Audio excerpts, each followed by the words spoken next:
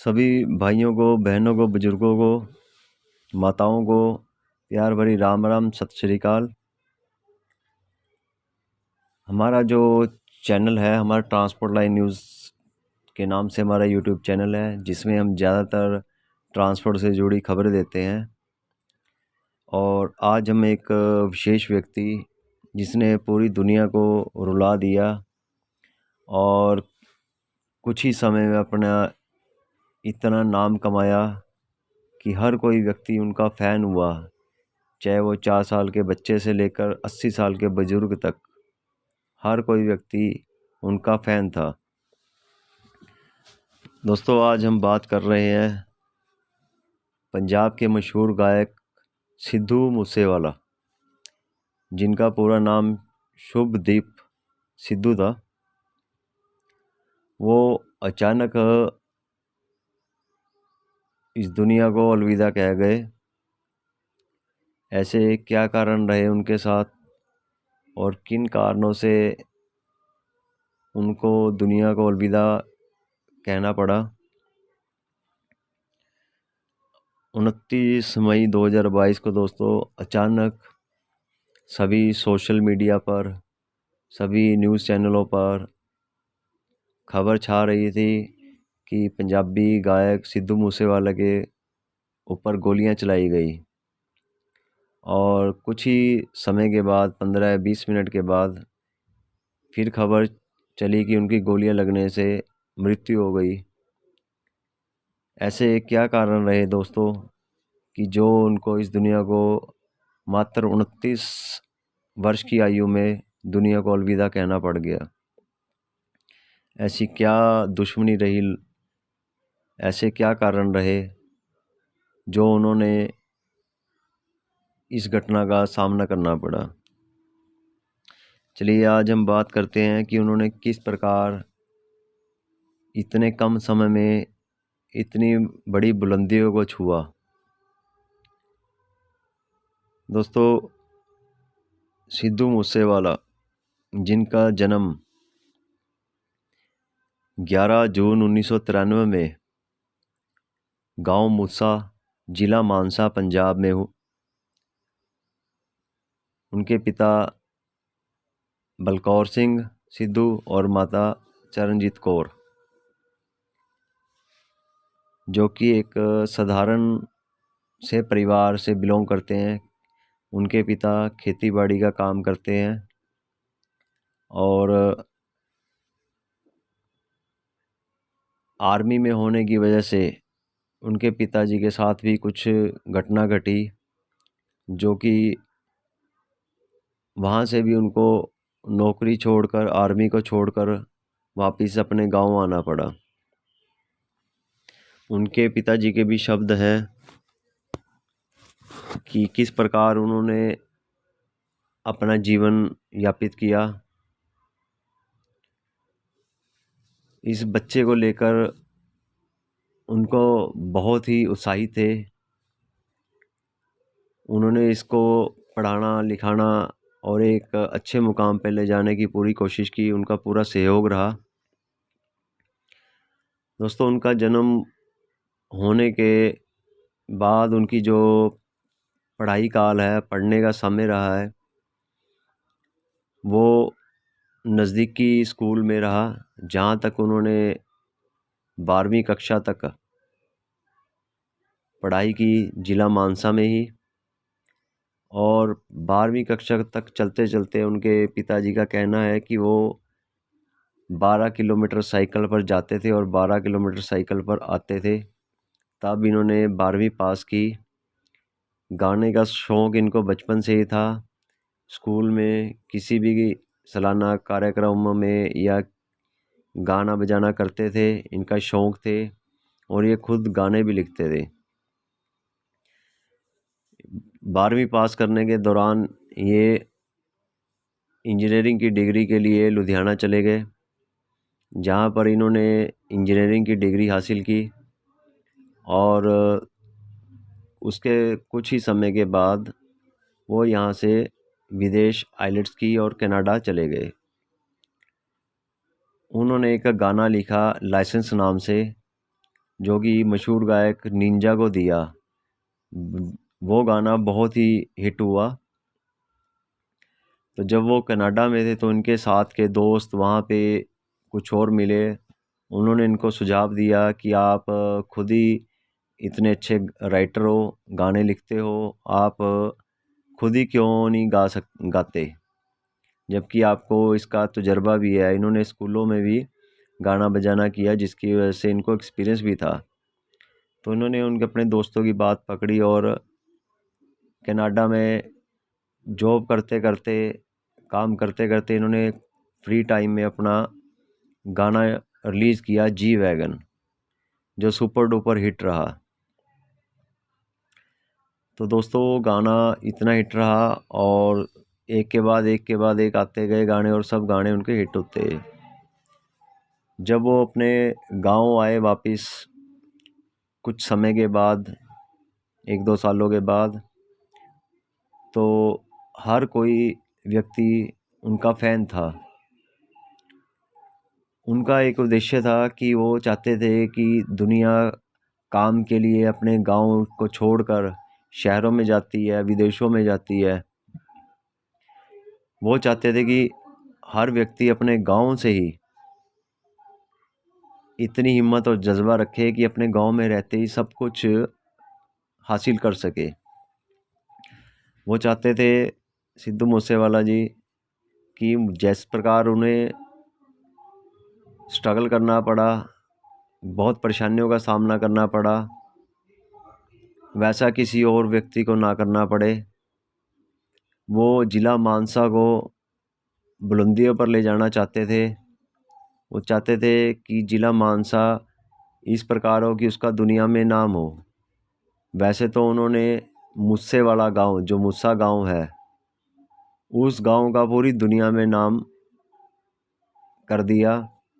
और यहाँ तक कि अंग्रेज और काले, जो गोरे काले लोग पूरी दुनिया में इनके बहुत बड़े फ़ैन थे। ये खुद भी एक रैपर टुपाक, जो कि एक अपने संप्रदाय को लेकर गाने गाते थे, उनके प्रति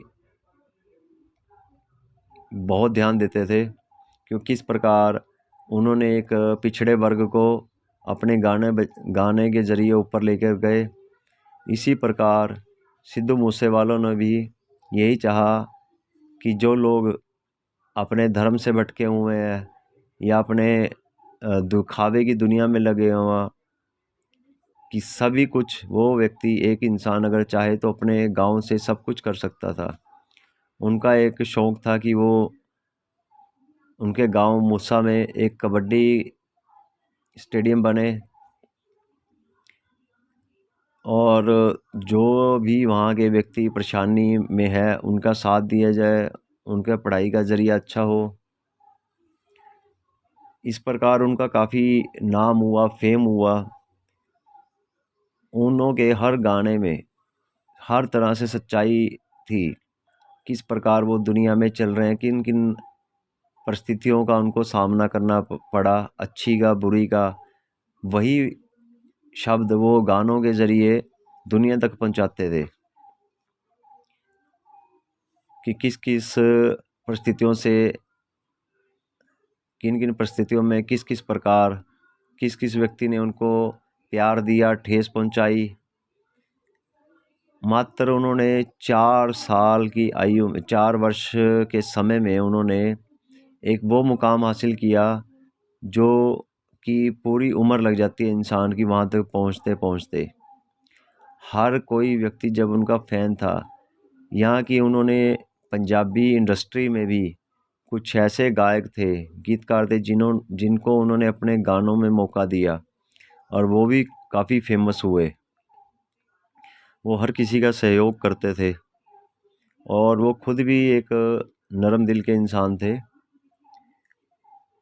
उनका सिर्फ़ एक ही उद्देश्य था कि समाज में जागरूकता हो, हर बच्चा अवेयर हो, किसी का बच्चा ना बिगड़ पाए, सब अपने कारोबार की दुनिया में लगे रहे। फिर भी इनके इस फेम को लेते हुए इन्हें राजनीतिक लोगों ने पकड़ना शुरू किया। जहाँ से इनको जिला मानसा से कांग्रेस की तरफ से टिकट मिली एमएलए की,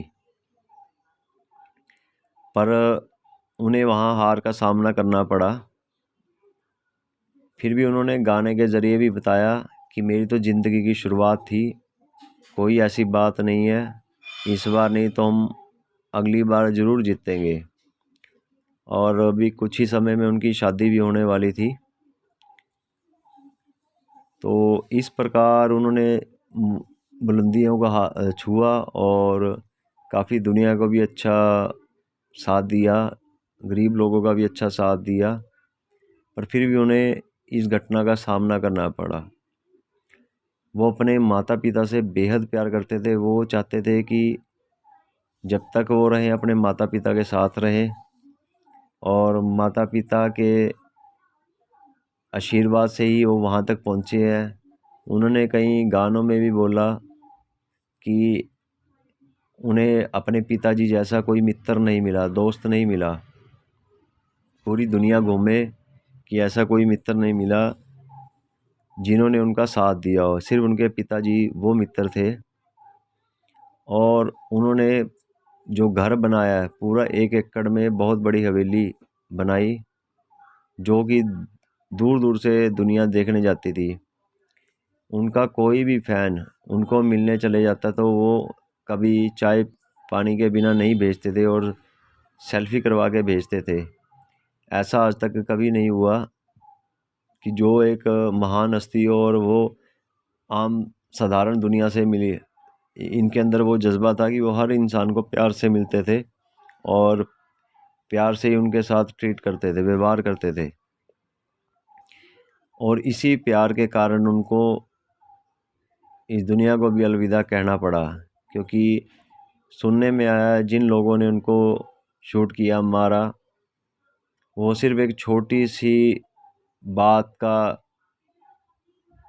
जो लेकर, उन छोटी सी बात को लेकर इन्होंने इनकी हत्या की। चलो वो जांच का विषय है, किन्होंने किस प्रकार किया, वो कानून का काम है उस चीज़ों को देखना। भगवान सबको देखता है और सबको उसके किए की सज़ा मिलती है। जिसने जैसा किया वैसा भगवान उसको देगा। हम यहाँ देश में रह रहे हैं, भारत देश में, यहाँ के कानून बने हुए हैं, सब कानून देखे उसको। तो 29 मई को दोस्तों उनकी अचानक वो घर से निकले अपनी बोलेरो महिंद्रा थार जीप में, और गांव से मात्र 5 किलोमीटर की दूरी पर, 5 या 6 किलोमीटर की दूरी पर एक बोलेरो गाड़ी आगे और एक करोला गाड़ी पीछे थी, जिन्होंने उनको घेर कर उनके ऊपर फायरिंग की, अंधाधुंध गोलियां चलाई, और वहीं पर उनको कुछ ही समय में उनको इस दुनिया को अलविदा कहना पड़ा।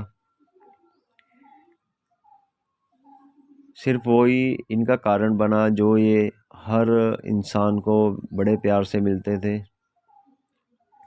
कुछ लोगों का कहना है कि इनके जो हथियारों के गाने थे, हथियारों के ऊपर गाने बनाए जाते थे, उसकी वजह से। कुछ लोगों का कहना है कि इनकी पुरानी दुश्मनी। कुछ लोगों का कहना है कि इनकी जो हमेशा ट्रेंडिंग में रहे हैं, लोगों की जेलस मृत्यु का कारण बनी इनका। हम फिर भी कह रहे हैं कि ये तो चलो जांच का विषय है, और ये जांच सिर्फ कानून करेगा, कानून का ही हक है, हम कौन है किसी को सज़ा देने वाले। पर यह है कि उनके माता पिता का इकलौता पुत्र दुनिया को अलविदा कह गया, और उनका इस उम्र में सहारा टूटा। और इनकी मृत्यु की बात सुनकर हर कोई व्यक्ति, 4 वर्ष से लेकर 80 वर्ष तक हर कोई व्यक्ति रोया। इनके ऊपर इन गानों को लेकर मुकदमे भी काफ़ी दर्ज किए गए। कई कई प्रकार के लोगों की बातें हुई, पर कहते हैं जिस तन लागे वो तन जाने। जिस व्यक्ति के घर का व्यक्ति गया उसको मालूम है कि ये किस प्रकार हुआ और किन परेशानियों में आगे का जीवन व्यतीत करेंगे उनके माता पिता। उनके मृत्यु के बाद उनके जो अंतिम संस्कार भी किया गया, मुख्य अग्नि भी दी गई, वो भी उनकी जो ज़मीन खरीदी हुई है उनके खेतों में ही दी गई। और वहाँ पे उनकी समाधि बनाई गई कि ताकि उनको याद रखा जाए। जब उनका रस्म पकड़ी होती, अंतिम अरदास थी, तब उनके पिताजी ने सभी को आश्वासन दिया कि मैं चाहूँगा कि मेरे बेटे की जो गाने हैं वो अभी 5-10 साल तक उसको कोई ना भुला सके, और कोशिश करूँगा कि उनका हमेशा नाम बना रहे। और जो मृत्यु की जांच का विषय है वो कानून को समय दिया जाए, वो खुद ही मुजरिमों को पकड़ेगी और उन्हें सज़ा देगी। आप हौसला रखें, जो भगवान करेगा, वाहेगुरु करेगा, वो सब अच्छा ही होगा। तो दोस्तों, इस प्रकार उन्होंने अपनी बुलंदियां को हाथ लगाया और कुछ ही समय में अपना जीवन भी छोड़ गए। आप के क्या विचार है इनकी जीवन के लिए? आप भी हमें कमेंट बॉक्स में कमेंट कर सकते हो कि अच्छे इंसान थे, किस प्रकार और किन कारणों से इनको ऐसी घटना का सामना करना पड़ा। और आप सभी भाइयों से निवेदन है कि ऐसी दुश्मनियां ना पाले और सभी भाईचारे में रहे। जीवन में कभी किसी ने हमेशा के लिए तो यहाँ रहना नहीं है, ना ही जातिवाद करे, ना ही धर्मवाद करे, हमेशा एक दूसरे का साथ दे। आखिर में चाहे वो हिंदू है, मुस्लिम है, सिख है, ईसाई है, भगवान के उस दर पे ही जाना है जिसका किसी को कोई पता नहीं है, कोई मालूम नहीं है, और किसी ने कुछ लेकर नहीं जाना। सभी से निवेदन है कि आपस में प्यार बनाए रखें और ये जिद्दबाजी, दुश्मनियाँ छोड़े और एक दूसरे का सहयोग करें।